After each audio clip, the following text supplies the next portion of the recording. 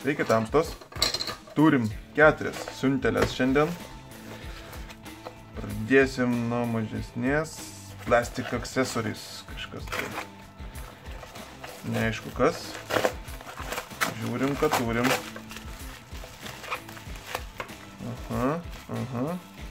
Powerbankas atėjo. O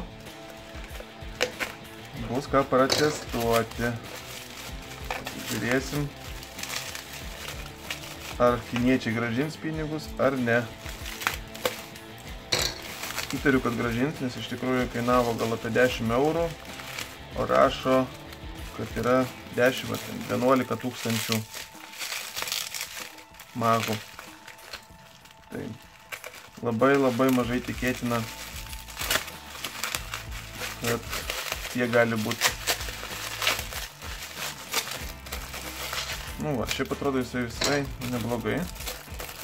Na, bet nėra labai sunkus, tai pirmas dalykas, kuris indikuoja, kad greičiausiai tiek nebus. Va, įeina kabeliukas, toks mažiukas labai. Ir yra 2 išėjimai USB. Pakrovimai vienas. Ir mygtukas, kuris parodo, kiek yra šiuo metu energijos. Ir pastatyti pakraut galim. Taigi ką, pasitestuosim, pasižiūrėsim, ką jisai sugebam, pilnai iškrausim, pilnai pakrausim ir bus matyt. Taigi, pasitestavau šitą daikčiuką. Tai pasižiūrėjau, dar iš tikrųjų pirkau ten 20 tūkstančių buvo parašyta. Nu aišku, tiek nesitikėjau, kad bus 20 tūkstančių, nu galvo 4-5 bus tūkstančiai, pinigus ir taip gražins, bet nu anyway. Žodžiu, matote testas, kaip vyko, padariau timelapsą, kad matytųsi kaip įrodymas. Tai va, iš tikrųjų yra 1500. Wow, super, ne? Nerealiai. Taip pat galiu parodyti iš karto ir jų žadėtas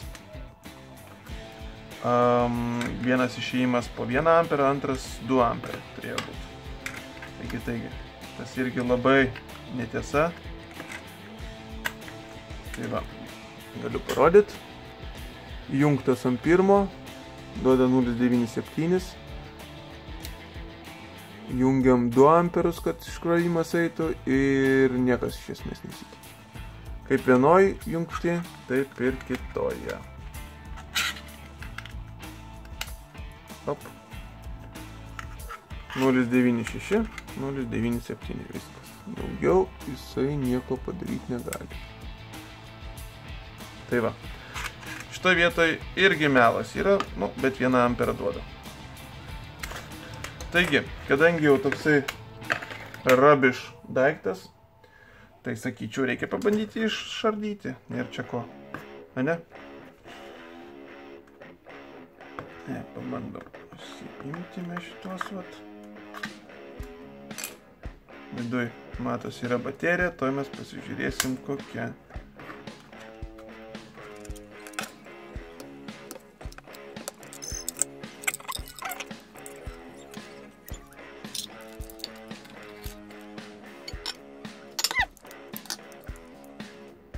Taigi, turim tokį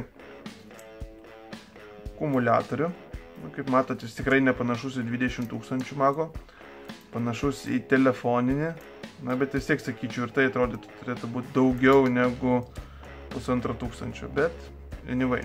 Nu, tikėjausi gal bus parašyta, kad netgi 1,5 tūkstančio, tai būtų dar įdomiau. Tai va, toks mini. Šiaip tai viskas veikia kaip ir tvarkoja. Deja. Labai jau mažas. Viduj dar liko pusė juosta viskas. Taigi, rubbish. Žiūrėjom toliau.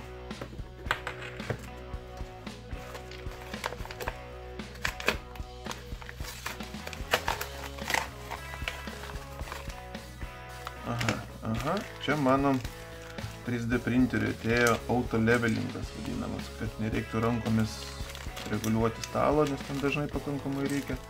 O toks užsideda, prisimontuoja aparačiukas. Padarysiu turbūt atskirą video, kaip jį užmontuoti. Ir žiūrėsim, kaip veikia. Taip, važiuojam toliau.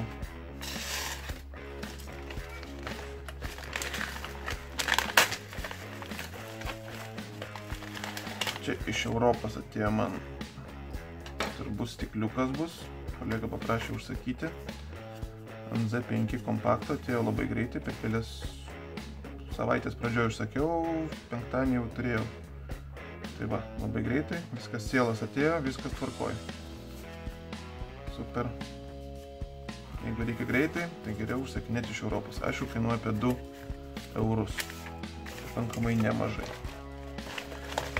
Iš Kinijos galim už eurą parsisiųsti, bet reikės laukti mėnesiuką. Tai yra daug. Kai reikia skubiai, per tiek laiko gali ir sudaužyti.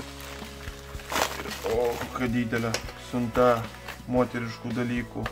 Ojoj, kiek čia viskas. Ojoj, šupas kažkokios. Piešau, super, duper. Taip, nu gerai, žiūrim. 2 šupas. Man džiaugiasi žmona, kad gavom. Taip, tokios kažkokie minkšti šereliai plastikiniai. Tada čia dažymuisi visas kalnas. Dar vienas toks pat. 2 pieštukai turbūt, ne, ant tokiam. Ir čia kažkas dėžutė neaiškaus labai. Čia irgi blakstienam kažkaip paišyti pieštukai kažkokie tai. Nu, žodžiu, tokie moteriški daikčiukai. Viskas kainavo labai nebrangiai. Linkų sudėsiu, taigi galėsit pasižiūrėti. Kas, prie ko, kiek kainavo. Viskas atėjo iš vieno pardavėjo, kaip matėt. Ir, sakyčiau, pakankamai greitai. Per kokias 2-3 savaitės atkeliavo. Taigi, super iš šitos pusės. Taigi, toks pakankamai greitas review. Visokių daikčiukų iš Kinijos. Dėkui, kad žiūrėjot. Linkai kaip visą laiką apačioj. Ir iki greito.